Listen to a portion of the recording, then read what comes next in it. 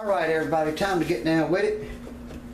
We want to highlight on a few of these breakaways just a little bit more before we lay out some more grasses and stuff. And I want to darken up the top part of this painting just a little bit so it brings the brightness a little bit more down to the center of the painting so it's brighter and brings a little bit more focus. So lay out some yellow and some white, and get your zero round, and just mix them together. You want just a little bit of, you don't want your paint white, but you want it brighter than the yellow that you've been using. And you get a pretty good bit of paint on there. You got it down in your bristles and on the outside. And just pop in some like this.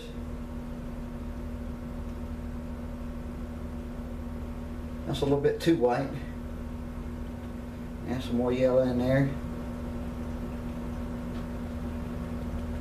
It'll give you that foamy look, like when a wave is breaking, which is what you want.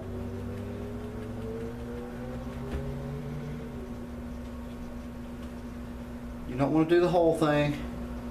Just here and there, just kind of pop around, just like that.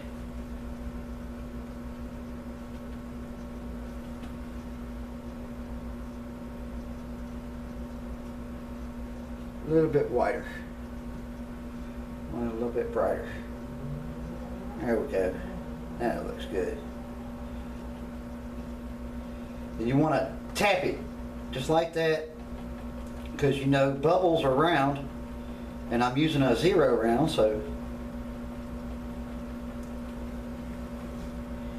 Alright, lay out some black.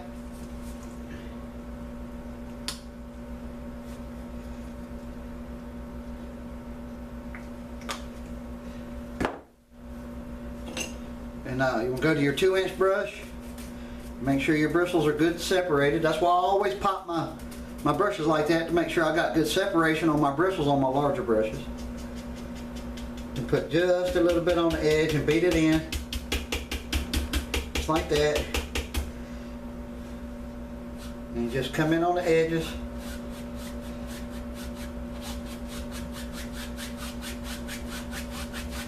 Just like this. Now you want to kind of do a shape like this with this black paint. You don't want to cover it up. You don't want it black. You're just darkening it a little bit. That's all you're doing. So you want to drag the brush real easy. And don't work your way all the way into that. Just, you want to kind of brighter and then make it fade darker. Just like that.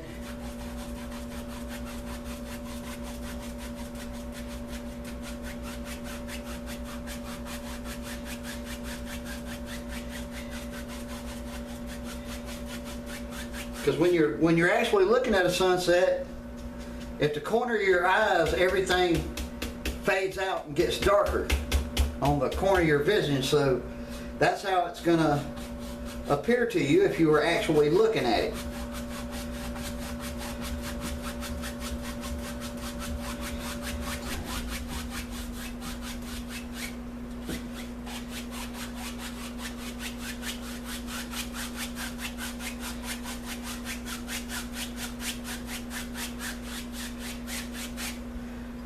A little bit darker over there. Remember, this will become a good bit darker when we do what we're fixing to do in a minute. Fixing to go rinse the brush out, and then we're going to drag this sky back out.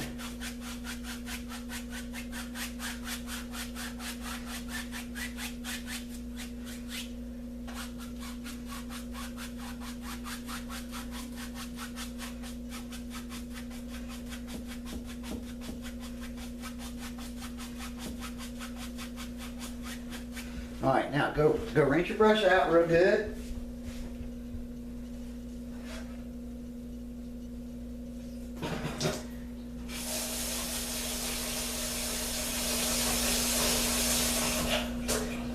Remember to sling your brush out really good. get as much moisture off of there as you can. And then kind of work this in.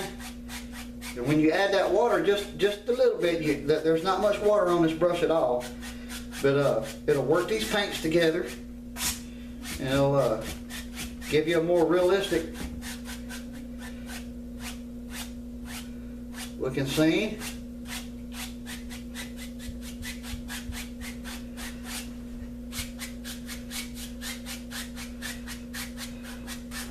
And instead of seeing black paint on top, what it's going to do is it'll force the paints together, and it'll blend it together really nice.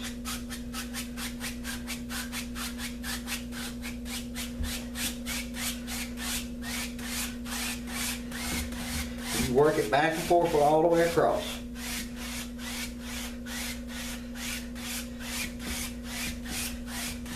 You can do this as many times as you need to. We're going to keep working this until I'm completely happy with it. We'll keep working in 15 or 20 minute sections. And okay, next you want to go to your red. Remember, we laid all this blue down here, and that was just a background color. Okay, it wasn't the finish. So you want to go to your flat. Remember I said we may not use this flat? Well, get your number 12 flat and put just a little bit on the edge, and then tap it in real good. You don't want paint sitting on the outside of the bristles, just on the inside, see? And you kind of work this up, and when you do, it's going to turn that blue purple. But since it's streaked, there will still be some blue in there. But when you mix this red in there, it's gonna turn purple after it sits for a while.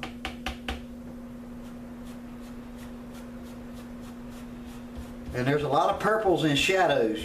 I don't know if you really notice it when you're sitting there out in nature and you're looking, but if you look in the shadows, you'll see black, purple, there's greens, blues, and reds all up in them shadows.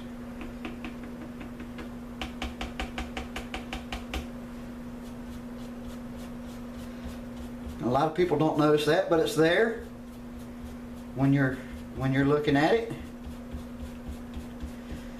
You'll make sure you cover this bottom really, really well like this.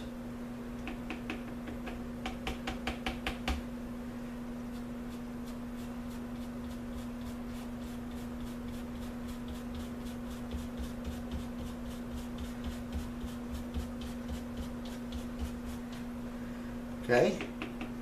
You just keep working your way across.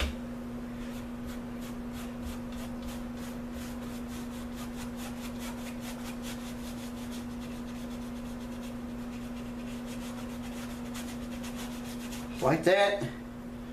Alright, now you've used 3 brushes. Alright, now you want to go to a really small 1-inch brush with some long hairs, just like that. Make sure your bristles are separated real good.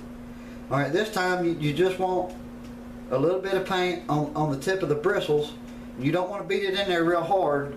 You want it to kind of sit on the edge of the bristles. You don't want them down in there too deep. And just kind of drag up like this. We're going to end up coming over the top of this and define it a little bit more.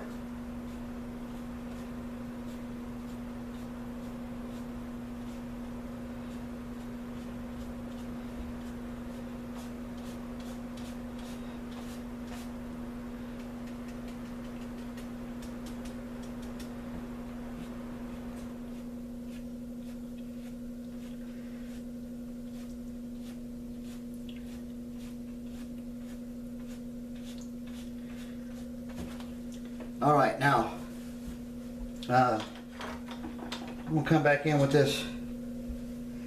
I want to do some of this bright highlight with this white and this yellow and some of these clouds. Just to kind of make it stand out some.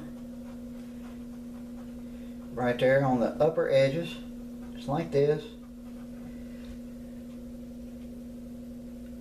Then we're going to start coming in some top with some trees and stuff and define the grass. We're going to do the tree things first and then define the grass, and we'll be done with the painting probably on the next step.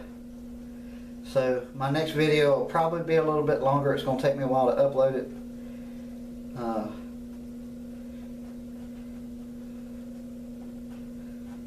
But now that I've got wet paint all the way around this canvas, I'm going to have to let this dry. So this particular section will be a little bit shorter.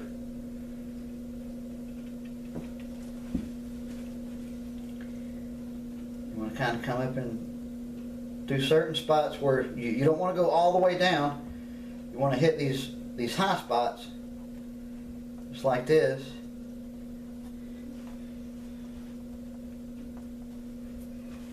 And a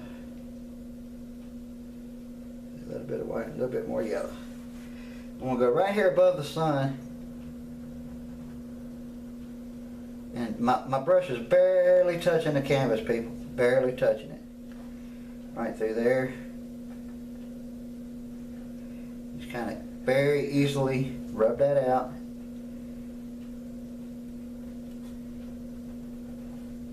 Remember, clouds come in all kind of shapes and sizes. So you can do any kind of shape that you want. Just remember to keep in line with your, start in the middle there where your sun's at and kind of work your way off to the edge.